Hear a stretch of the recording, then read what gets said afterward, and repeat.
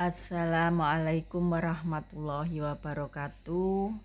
Selamat pagi siswa SMP Pancasila Krian khususnya kelas 8. Pagi ini kita ketemu lagi di pembelajaran secara daring dengan pelajaran IPA.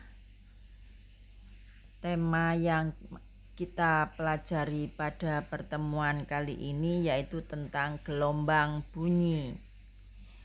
Adapun tujuan pembelajaran kita kali ini, setelah mempelajari bab ini diharapkan para siswa dapat menjelaskan proses perambatan bunyi serta mengidentifikasi sistem pendengaran pada manusia dan sistem sonar pada hewan.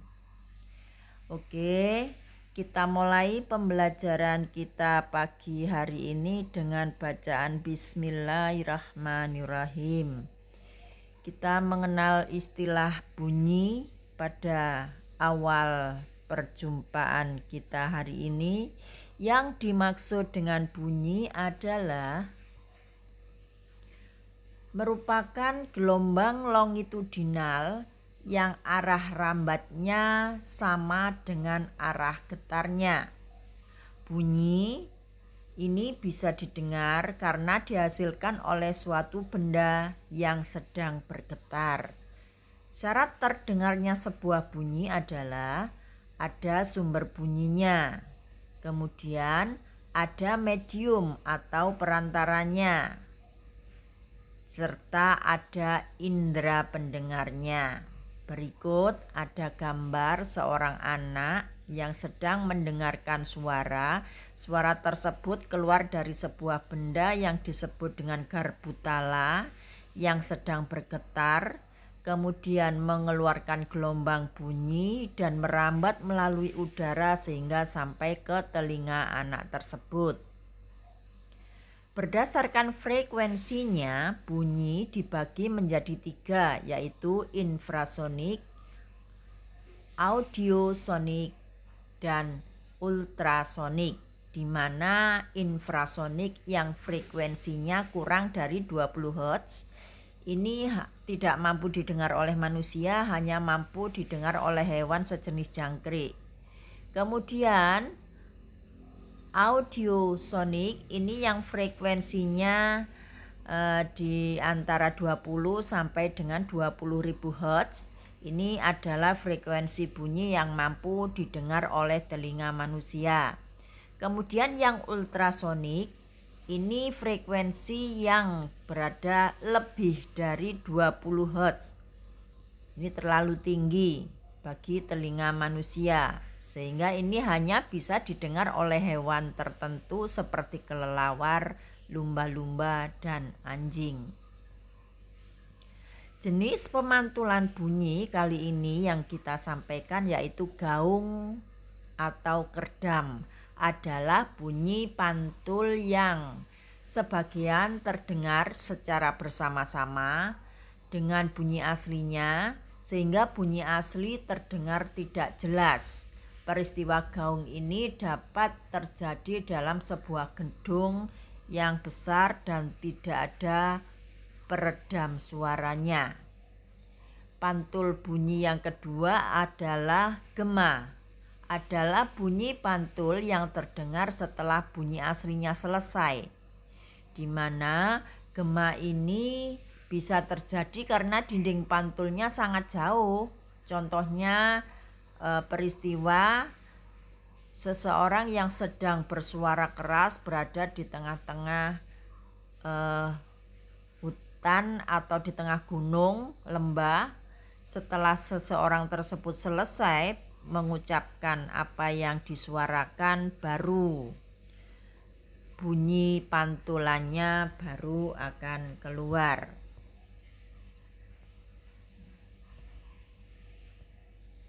Kemudian di sini ada rumus yang dapat digunakan untuk menghitung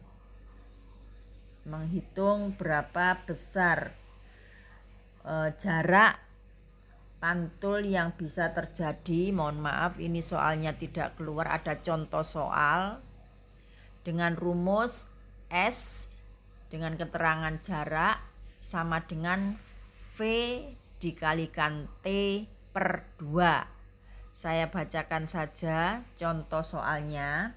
Jika seorang anak sedang berdiri di depan tebing, kemudian anak tersebut akan berteriak. Setelah 2 detik terdengar lagi suara teriakannya. Jadi setelah selesai berucap keras, 2 detik kemudian suara anak tersebut terdengar pantulannya. Jika cepat rambat bunyi di udara sebesar 340 meter per sekon, yang ditanyakan berapa jarak anak tersebut terhadap tebing sebagai benda pantulnya. Jawabannya adalah diketahui T atau waktunya 2 sekon, jaraknya sebesar 340 meter per sekon. Yang ditanyakan adalah S atau jarak.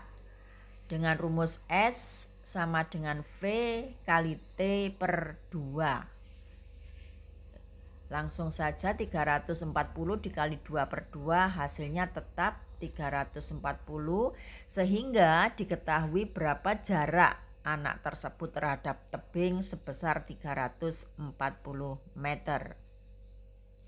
Kemudian kali ini kita pelajari tentang mekanisme pendengaran pada manusia. Manusia mendengar melalui telinganya. Telinga mempunyai 3 bagian, yaitu telinga luar, telinga tengah, dan telinga dalam seperti yang tampak pada gambar. Proses pendengaran pada manusia, ini ada gambar. Cara kerjanya, ada sumber suara yang kemudian berjalan melalui media udara sampai ke daun telinga kita atau telinga luar, yang kemudian diteruskan masuk ke gendang telinga. Setelah sampai pada gendang telinga, oleh tulang-tulang pendengaran telinga dilanjutkan ke ujung saraf. Setelah sampai di ujung saraf, disampaikan selanjutnya ke otak agar diolah, sehingga otak bisa merespon bunyi-bunyi tersebut yang kemudian dimunculkan oleh gerakan tubuh kita. Kemudian tentang mekanisme mendengar pada hewan, ini hewan yang kita bicarakan pada beberapa jenis hewan mamalia, sama halnya dengan manusia menggunakan daun telinga untuk memfokuskan suara yang diterimanya. Cuman bedanya di sini pada hewan menggunakan sistem sonar, adalah sistem yang digunakan untuk mendeteksi tempat dalam melakukan pergerakan dengan mendeteksi suara yang memiliki frekuensi lebih dari 20 Hz atau ultrasonik. Contohnya hewan-hewan tersebut yang bisa menggunakan sistem sonar adalah pada kelelawar, anjing, dan lumba-lumba. Ini beberapa contoh gambar tentang kerja pendengaran pada hewan. Kemudian di sini ada contoh soal, tolong kalian kerjakan dan kemudian nanti dilaporkan ke saya. Soal yang pertama yaitu, jika seseorang berteriak sekencang-kencangnya di bulan ya, suaranya tidak akan terdengar. Mengapa demikian? Kemudian soal yang nomor 2, seseorang di tengah hutan sedang berdiri di depan tebing yang jaraknya 136 meter dari ia berdiri. Karena ingin diketahui temannya, maka ia berteriak dengan kencang dan terdengar suara teriakannya 0,8 sekon kemudian. Berapakah cepat rambat bunyi di udara pada daerah tebing tersebut? Soal yang nomor 3, Budi berdiri di depan tebing yang berjarak 160 meter. Bila cepat rambat bunyi di daerah tersebut sebesar 340 meter per sekon atau per detik, kira-kira kalau Budi berteriak akan terdengar berapa sekon kemudian teriakannya akan terdengar kembali. Jadi yang nomor 3 ini yang dicari adalah waktunya. Sekian dulu pertemuan pada pagi hari ini. Kita akan ketemu lagi di pertemuan yang akan datang. Tetap semangat, semangat belajar, semangat menjaga kesehatan. Semoga semuanya tetap sehat. Jangan lupa kerjakan tugas seperti yang dicontohkan. Sekian pertemuan pada pagi kali ini. Saya akhiri dengan wassalamualaikum warahmatullahi wabarakatuh.